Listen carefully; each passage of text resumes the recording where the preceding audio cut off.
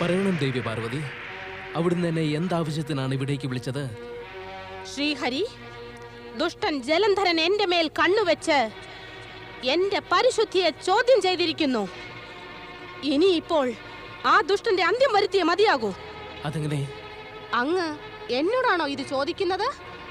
ഏത് ദുഷ്ടൻ അന്യന്റെ ഭാര്യയുടെ പാതിവൃത്യത്തിന്റെ മഹിമയെ അല്പം പോലും മാനിക്കാതെ അവളുടെ മേൽ തന്റെ കണ്ണുവെക്കുന്നുവോ, അവൻ ഇനി ജീവനോടെ ഇരിക്കാൻ അവകാശമില്ല. ആ ദുഷ്ടനായ ജലന്ധരൻ കൈലാസത്തെ ആക്രമിച്ചത്, എന്റെ മേൽ ദൃഷ്ടി വെച്ചത്, എന്നെ സുന്ദരി എന്ന് വിളിച്ചത് ജലന്ധരന്റെ ഉദ്ദേശ്യം പവിത്രമായിരുന്നില്ല. ദൃഷ്ടി മലിനമായിരുന്നു, മനസ്സിൽ പാപമായിരുന്നു. നമ്മുടെ ഇച്ഛ ജലന്ധരനെ സംഹരിക്കുക എന്നുള്ളതാണ്. പിന്നെ ആ അസുരൻ എന്റെ നാഥനെ ആക്രമിച്ച് അദ്ദേഹത്തിന്റെ ശക്തിയെ ചോദ്യം ചെയ്തിരിക്കുന്നു. എന്തിന്? എന്തു കാരണം കൊണ്ട്?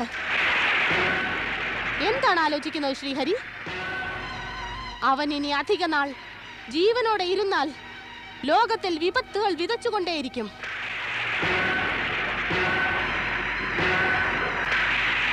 ഹേ ശിവ, ഹേ മായാവി, ചതിച്ചതാണ് നീ എന്നെ. നിനക്കിതിന് ദണ്ഡന ലഭിച്ചേ മതിയാവൂ.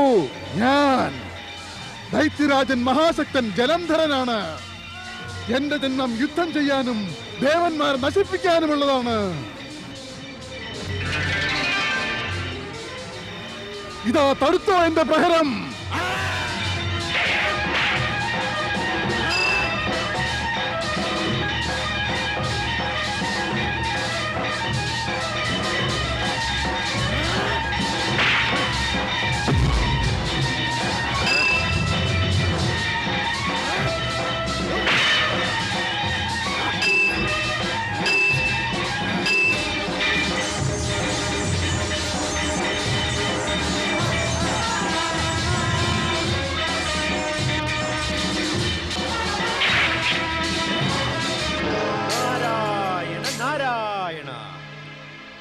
എന്തേ രാഹു, ശിരസിനെന്തു പറ്റി?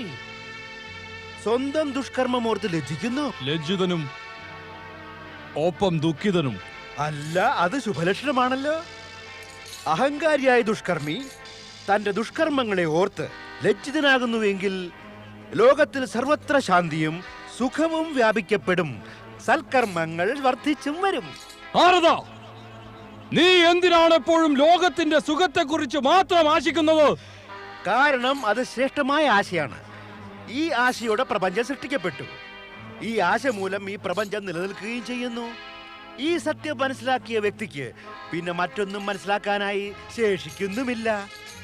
നീയും അറിഞ്ഞോ ഈ സത്യം രാഹു? നിനക്കും മംഗളം തന്നെയാകും മംഗളം. പറയുക മാത്രമേ ഉള്ളൂ, അതോ പറയാനും അനുവദിക്കുമോ?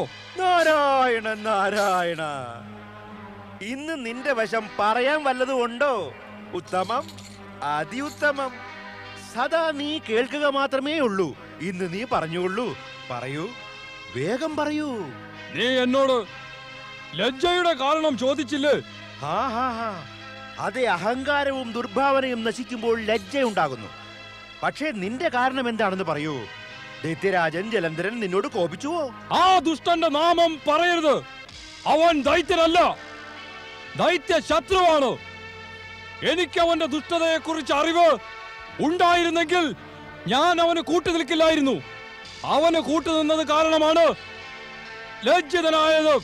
അഭ്യസിക്കൂ, അഭ്യസിക്കണം ലജ്ജിതനാകാൻ. മറ്റസുരന്മാരെ കൂടി അഭ്യസിപ്പിക്കണം. എല്ലാവർക്കും മംഗളം തന്നെ മംഗളമാകും. ഒന്ന് മനസ്സിലാക്കിക്കൊള്ളുക, ശിവന്റെ കൈകളാൽ ജലന്ധരന് അന്ത്യം സംഭവിക്കും.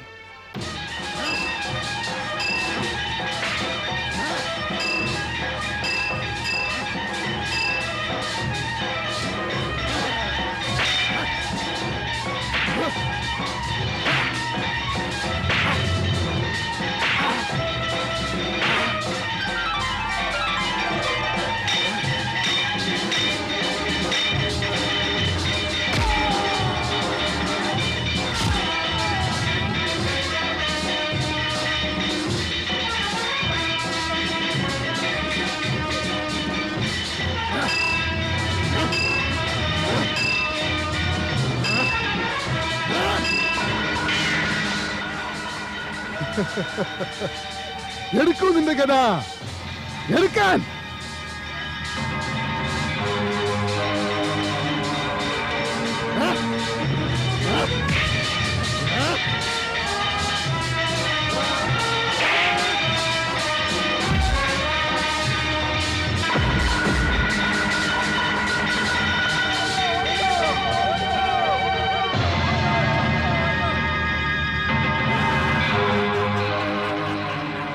ദൈത്യരാജൻ ജലന്ധര, ജലന്ധര, മഹേശ്വരൻ ശിവശങ്കരനോട് യുദ്ധം ചെയ്ത് നിന്റെ സർവനാശം വിളിച്ചു വരുത്തരുത്. ഇപ്പോഴും സമയമുണ്ട്, ഒന്നും നഷ്ടമാകില്ല. പരമേശ്വരൻ വളരെ ദയാലുവാണ്. യുദ്ധം നിർത്തി ക്ഷമയാചിക്ക്, അദ്ദേഹം തീർച്ചയായും ക്ഷമിക്കും. ഹേ ഗുരു, എന്ത് ഗുരുവാണ് താങ്കൾ? ചിലപ്പോൾ ഈ ഭാഗം, ചിലപ്പോൾ മറുഭാഗം, വീണ്ടും വീണ്ടും പക്ഷങ്ങൾ മാറിയാൽ താങ്കളെ ആരാണ് ഗുരുവെന്ന് പറയുക? നിർബുദ്ധി, സമയത്തിന്റെ പാദശബ്ദം കേൾക്ക്, മരണത്തിന്റെ കുളമ്പടി ശബ്ദം കേൾക്ക്. മൃത്യു മെല്ലെ മെല്ലെ നിന്നോട് അടുക്കുകയാണ്. ഇപ്പോൾ വേണ്ടത് ചെയ്യുക, ഇനി സന്ദർഭം ലഭിക്കില്ല. യുദ്ധഭൂമിയിൽ നിന്ന് ഭയന്നോടിപ്പോകുന്ന അവസരവാദിയായ ദൈത്യഗുരു, ഞാൻ താങ്കളെപ്പോലെ ഒരു അവസരവാദിയല്ല. മുന്നിൽ ദുർബലനെ കണ്ടാൽ മുന്നേറുക, ബലവാനെ കണ്ടാൽ പിന്മാറുക. ഛേ, നമ്മുടെ ഉപദേശം നൽകാനുള്ള അധികാരം താങ്കൾക്ക് നഷ്ടമായിരിക്കുന്നു. നിനക്ക് ഈ യുദ്ധത്തിൽ നിന്റെ പ്രാണനാണ് നഷ്ടമാവുക. എന്തിനെന്റെ ക്രോധത്തെ വർദ്ധിപ്പിക്കുന്നു ഗുരു?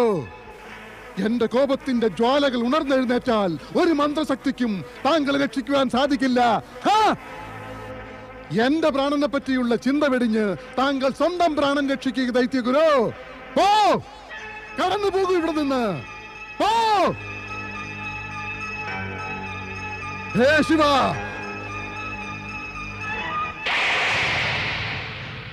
ഓം നമഃ ശിവായ.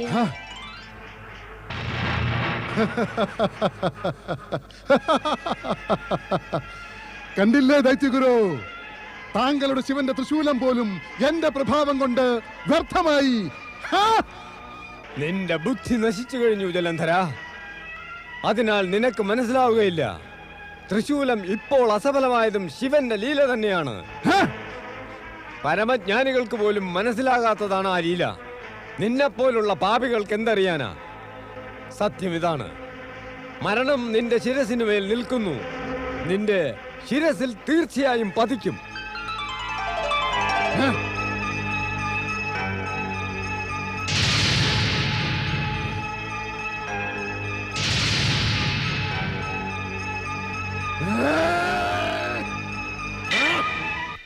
ഓം നമഃ ശിവായ.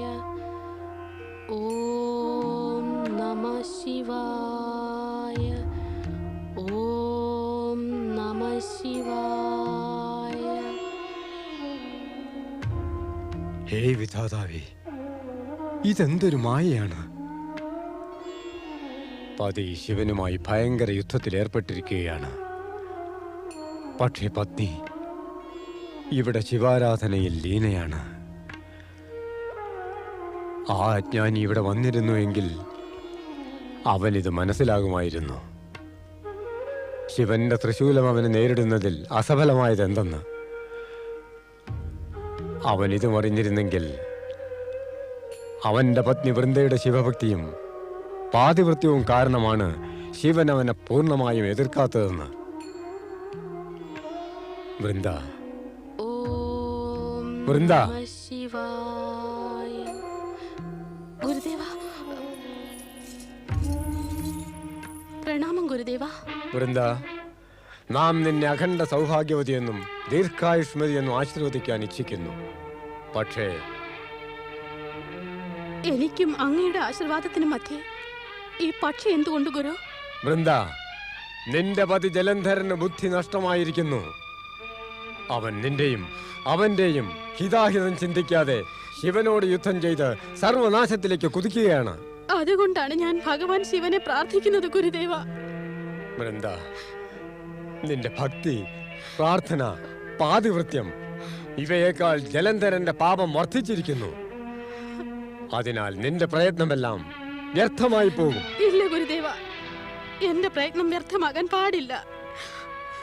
ജലന്ധരന്റെ ദുഷ്ടത, നീചത്വം, അഹംഭാവം ഇവ മൂലം നിന്റെ പ്രയത്നത്തിന്റെ ശക്തി ക്ഷയിച്ചിരിക്കുന്നു. വൃന്ദ, എങ്കിലും നീ നിരാശപ്പെടേണ്ട ആവശ്യമില്ല. നീ നിന്റെ പാതിവൃത്യത്തിന്റെ രക്ഷ ശ്രദ്ധാപൂർവം നിർവഹിക്കുക.